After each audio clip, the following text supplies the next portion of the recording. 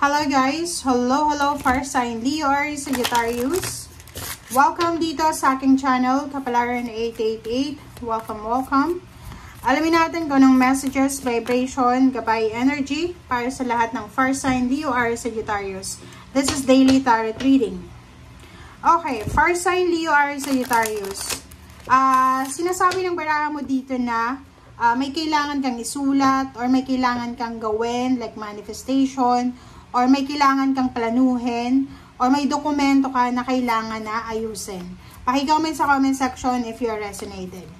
May iba sa inyo dito, fire sign Leo or Sagittarius, na marami kayong gustong gawin sa buhay. Marami kayong plano.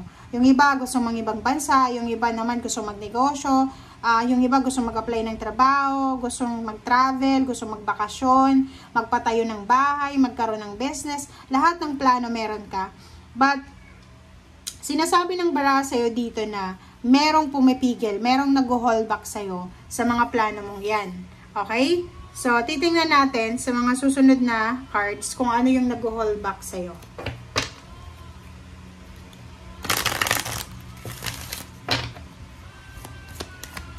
Okay, tingnan natin. Okay. Links, secrets.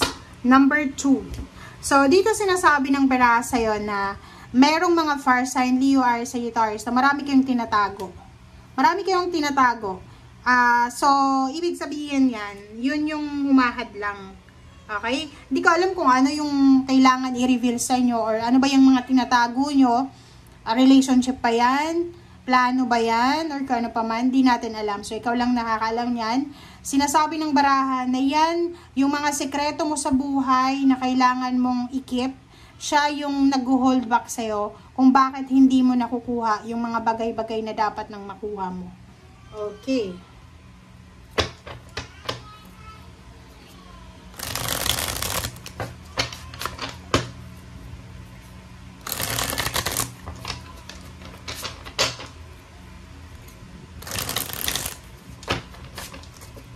Okay, fire sign Leo or Sagittarius. Tingnan natin dito. Pasensya na guys ha, sobrang dulas ng cards natin. Okay, diba? So, fire sign Leo or Sagittarius, sinasabi ng baraha sa'yo na siguro nakaranas ka ng tower moment sa buhay mo. Pwedeng nasira yung family mo, nasira yung relationship, pwedeng yung foundation mo to pwedeng literal na nanakawan yung bahay, nasunog yung bahay, basta na-distract siya, or na, tawag dyan, nasira, diba? Yung foundation mo, kung ano man ang foundation mo na yan. So, this is your foundation. Sinasabi ng baraha sa'yo dito, first sign Leo or Sagittarius, na huwag kang mag-alala, kasi, kung ano man itong nasira sa'yo na foundation mo, ay maayos ulit ito. Kasi, unang-una, meron dyan na, rainbow of blessing, rainbow, hope, 'di ba? May pag-asa pa. So, ibig sabihin, kung may mga misunderstanding, may mga emotional problems, emotional trials na pinagdadaanan kayo, sinasabi ng baraha, mayroong healing, mayroong recovery na posibleng darating sa inyo. May pag-asa pa. So, kailangan mo lang kumalma. Kailangan mo lang kalmahin ang sarili mo. Isipin mo na, atong pinagdadaanan mo na to is, it will pass. Diba? Okay, High Priestess, and then Page of Swords. So, in the near future, okay, so, sinasabi ng baraha sa'yo dito, sa kasalukuyan, huwag kang masyadong mag-worry, huwag kang masyadong mag-alala, mag-panic para sa future mo. Kasi, in the near future, sinasabi ng baraha na lalabas ang katotohanan, lalabas kung ano yung mga dapat lumabas, ibibigay sa'yo ng universe yung deserve mo. So, kailangan mo lang mag-stay put. Diba? Sinasabi ng baraha sa'yo dito na sa kasalukuyan, kinakailangan mong trabahuhin lang kung ano yung dapat trabahuhin. Gawin yung usual na routine mo sa buhay. Huwag tayong masyadong aggressive, impulsive sa kasalukuyan. Hayaan lang natin na lumipas ang mga araw. Makinig ka sa sinasabi ng iyong intuition. Huwag masyadong aggressive and impulsive sa mga actions. Kasi, yung mga panahon na parang nakatenga ka, 'di ba? Yung parang tawag dyan,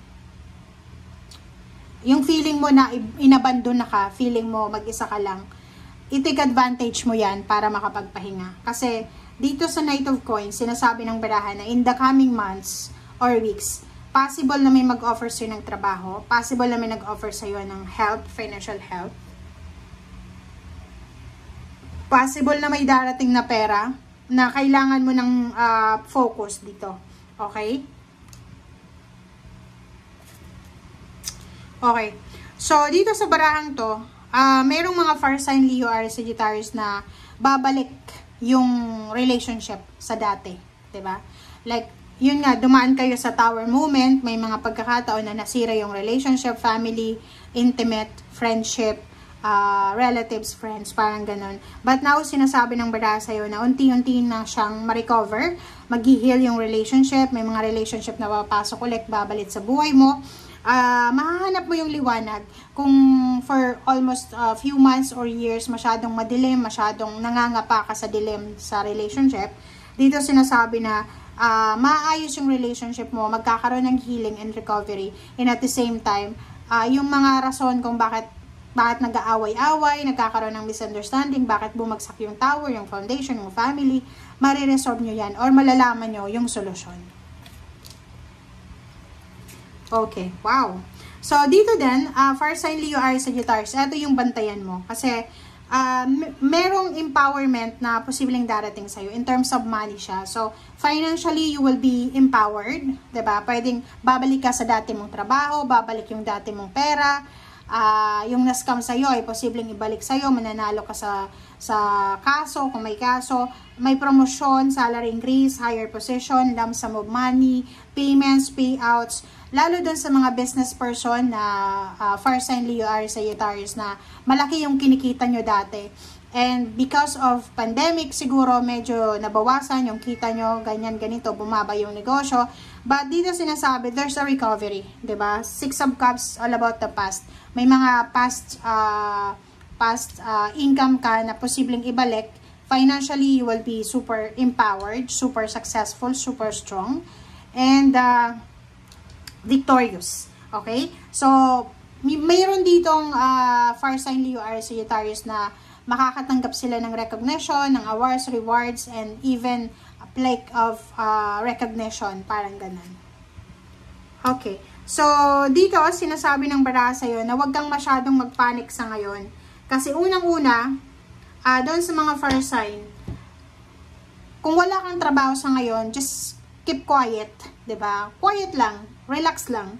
Kasi mayroon ditong 8 of Cups, sinasabi ng barahan na i-abandon na mo yung situation na alam mo na pwedeng magbigay sa'yo ng sama ng loob, ng pain and heartaches, or pwedeng magdala sa'yo ng triggers ng pagkainis.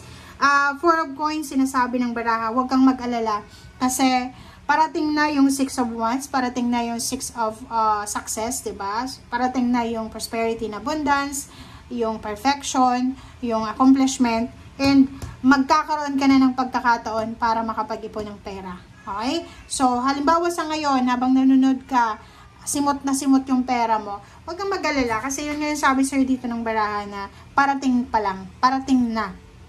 Okay? May recognition, may awards, rewards, graduation, salary increase, higher position, empowerment dito, and lump sum of money. Hindi natin alam kung saan yung lump sum of money, but ito yung magiging rason para sobra kang magiging empowered, and mayroong transformation, alchemy na mangyayari sa buhay mo. So, yung first two cards mo, sinasabi na dyan sa'yo na lahat ng nawala sa'yo, lahat ng nasira sa'yo, like relationship na nasira, trust na nasira, plano na nasira, goals na nasira, lahat yan ibabalik sa'yo ng universe. May 6 of Cups diba? May mga taong hinusgahan ka, may mga taong nagkaroon kayo ng misunderstanding na pwedeng maayos, maging secured, maging stable, peaceful yung relationship nyo.